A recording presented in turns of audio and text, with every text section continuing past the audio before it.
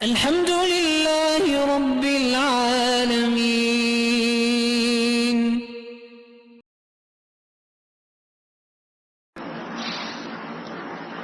ہمارے حضرت رحمت اللہ علیہ کے ایک قریبی مرید تھے، قاری صاحب، مسجد نبی میں پڑھاتے تھے اور 4000 ریال ان کی مہینے کی تنخواہ تھی، مشاعرہ تھا، کثیر الاولاد تھے،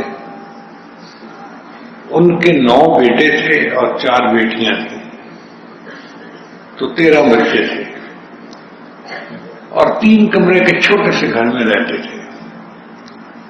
ایک کمرے میں سارے بچے لڑکے اور دوسرے کمرے میں ساری بہنیں لڑکیاں اور تیسرے کمرے میں میاں بیوی یہ 2 رہتے تھے۔ بہت غربت کے حالات تھے۔ ایک دفعہ حج کے بعد مدینہ منورہ میں ٹھہرے ہوئے تھے، تو میں مسجد نبی کے صحن میں بیٹھا ہوا تھا، اس وقت چھتریاں نہیں لگی تھی، تو صحن میں بیٹھے ہوئے گنبد خضرا بھی نظر آتا تھا اور وہاں بیٹھ کے صلاۃ و سلام پڑھنے کا مزہ بھی بہت آتا تھا۔ کل کی شام دیکھیے کہ میں بیٹھا ہوا روشنی پڑھ رہا تھا، صلاۃ و سلام پڑھ رہا تھا، عشاء کے بعد کا وقت ہے، قاری صاحب تشریف لائے اور قاری صاحب بڑے ڈپریشن میں، بڑے پریشانی کے عالم میں تھے، بالکل رونے والی ان کی شکل بھی تھی۔ مجھے کہنے لگے حضرت میں آج بہت پریشان ہوں۔ میں نے پوچھا کیوں؟ کہنے لگے کہ اللہ نے مجھے 9 بیٹے دیے پر میں نے سب کو عالم، حافظ، قاری، مفتی بنایا۔ اب کمانے والا میں ایک فرد ہوں اور باقی سب کھانے والے ہیں، چھوٹے سے گھر میں رہتے ہیں، سادہ غذا کھاتے ہیں، بس زندگی کے وقت گزر رہا ہے۔ ہمارا بڑا بیٹا جوان ہو گیا تو ہم میاں بیوی نے سوچا کہ اس کی شادی کی فکر کرنی چاہیے، مگر ہمارے پاس تو ایک کمرہ بھی ایکسٹرا نہیں کہ ہونے والے میاں بیوی کو الگ کمرہ دے دیں۔ اور پھر سعودی عرب میں جب شادی کرتے ہیں تو جہیز لڑکی والے نہیں بناتے، لڑکے والے بناتے ہیں۔ ہمارے ہاں تو جہیز کا سارا ذمہ داری لڑکی کے ماں باپ پہ ہوتی ہے نا، عربوں میں لڑکے والے جہیز بناتے ہیں۔ تو ایسا کہنے لگے کہ نہ میں جہیز بنا سکتا ہوں، نہ خرچہ کر سکتا ہوں، نہ بڑے گھر کا انتظام کر سکتا ہوں۔ تو میں نے اپنے ایک دوست سے آج اپنے حالات شیئر کیے کہ یار میں کیا کروں۔ کہتے ہیں اس نے مجھے بڑی سنائی، تو مولوی بس عقل کے اندھے ہوتے ہو، تمہیں سمجھ نہیں آتی بات۔ 9 بیٹے اللہ نے دیے، کسی کو انجینئر بناتا، کسی کو ڈاکٹر بناتا، کسی کو اکاؤنٹنٹ بناتا۔ آج تیرے بچے تیرے ساتھ کندھا ملا کے کھڑے ہوتے تو وہ بھی گھر کے اخراجات برداشت کرنے میں حصہ لیتے ہیں۔ اب تم اکیلے بندے ہو کمانے والے اور باقی سب کھانے والے ہیں، اب بھگتو۔ تم جیسا بھی کوئی بیوقوف ہوگا کہ 9 بیٹوں کا باپ اور ایک بیٹے کو کام کا نہیں بنایا۔ کہتے ہیں اس نے مجھے اتنی باتیں سنائی کہ حضرت میں واقعی کنفیوز ہو گیا کہ شاید میں نے غلطی کر لی، مجھے ایسا نہیں کرنا چاہیے تھا۔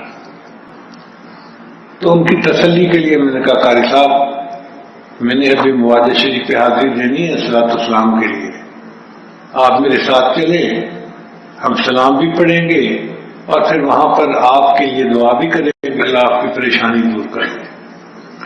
اب اس بات سے قاری صاحب کا چہرہ تھوڑا کھل گیا تو مجھے اندازہ ہوا کہ ان کے دل کو تھوڑا تسلی ہو گئی ہے۔ اب جب ہم جا رہے تھے نا تو راستے میں قاری صاحب نے بتایا حضرت بڑے بچے کے لیے ہمیں پتہ چلا ہے ایک جگہ اچھا رشتہ ہے۔ میں نے کہا انشاءاللہ اس کے لیے بھی دعا کریں گے۔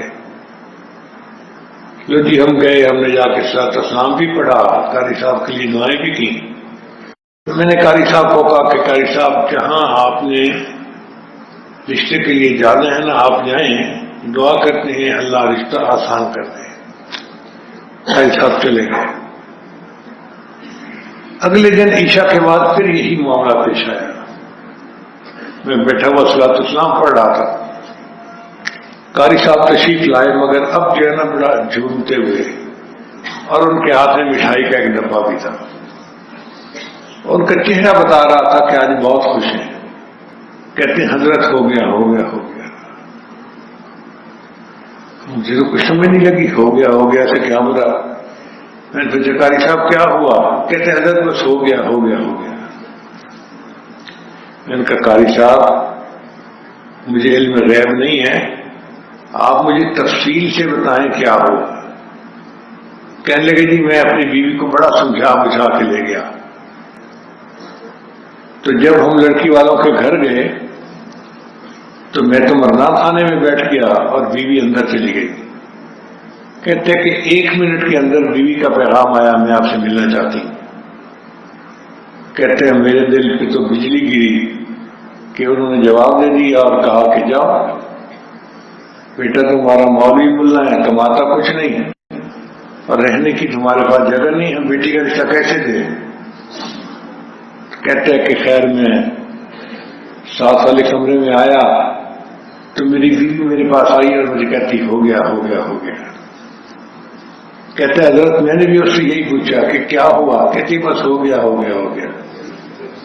میں نے اسے کہا کہ تسلی سے بیٹھو، تمہیں سانس چڑھ رہا ہے، اپنا سانس ٹھیک کرو اور پھر مجھے بتاؤ کیا ہو گیا. تو بیوی نے کہا کہ لڑکی کا باپ انجینئر تھا، پاکستانی تھا، اور اس کی اولاد تعلیم یافتہ. کہنے لگی کہ جب میں گئی اور میں نے رشتہ ان سے مانگا تو بیوہ نے مجھ سے صرف ایک سوال پوچھا، تیرا بیٹا کیا کرتا ہے؟ میں نے کہا مولوی ہے، مفتی ہے، حافظ ہے. کہتا یہ سنتے ہی وہ مطمئن ہو گئی. اس نے کہا کہ میرے ہسبینڈ نے مجھے وصیت کی تھی میرے جتنے بچے ہیں میں ان کی شادیاں علماء کے ساتھ کروں گا. اب چونکہ میرے بچے خامد کی وصیت تھی تو میں نے تو اپنی بیٹی کی شادی عالم سے ہی کرنی ہے. آپ کا بیٹا عالم ہے تو بس میری مراد پوری ہوگی. تو میری طرف سے ہاں ہے. کہتے 1 منٹ میں لڑکی کی ماں نے ہاں کر دی رشتے کے لیے.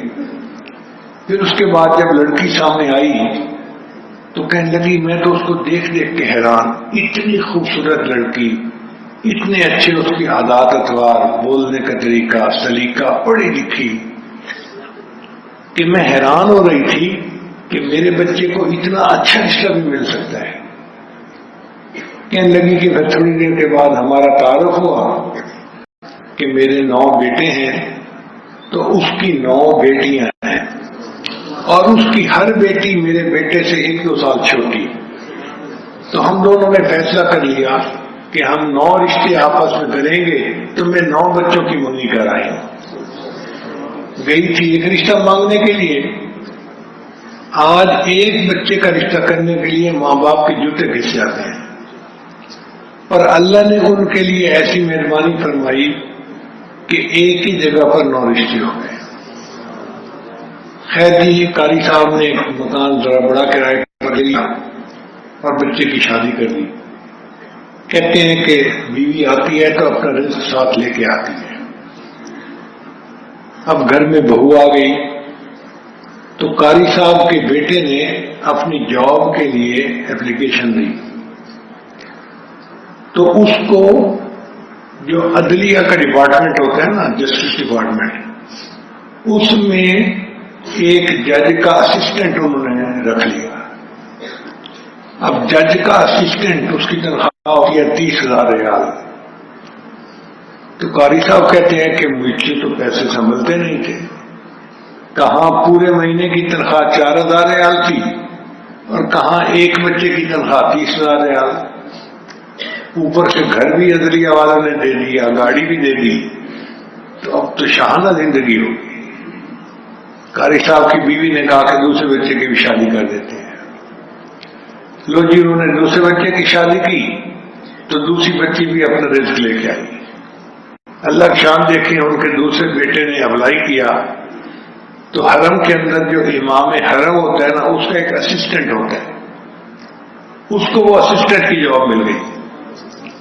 اب اس لڑکے بھی تنخواہ 40,000 ریال مہینے کے. تو قاری صاحب کہتے ہیں کہ میں نے سوچا میں تیسرے کی بھی شادی کر دوں. جب تیسرے کی شادی کی تو تیسرے کی بیوی آئی تو وہ اپنا رزق لے کے آئی. وہ بچہ مفتی تھا لیکن بہت اچھا قرآن پڑھتا تھا. سعودی عرب میں ایک مسابقہ ہوتا ہے جس میں بادشاہ خود آتا ہے قرآن مجید پڑھنے کا اور پوری دنیا سے قراء اس میں حصہ لیتے ہیں. تو قاری صاحب کے بچے نے اس مقابلے میں حصہ لیا اور اللہ کی شان دیکھیں کہ قاری صاحب کا بچہ فرسٹ آ گیا. اب فرسٹ آنے پر ان کو ایک نئی گاڑی بھی ملی اور $2 ملین ان کو بادشاہ نے انعام بھی دیا. اب $2 ملین کا مطلب ہوتا ہے $20 لاکھ. ریال دیکھیں تو 70 لاکھ ریال بنتا ہے.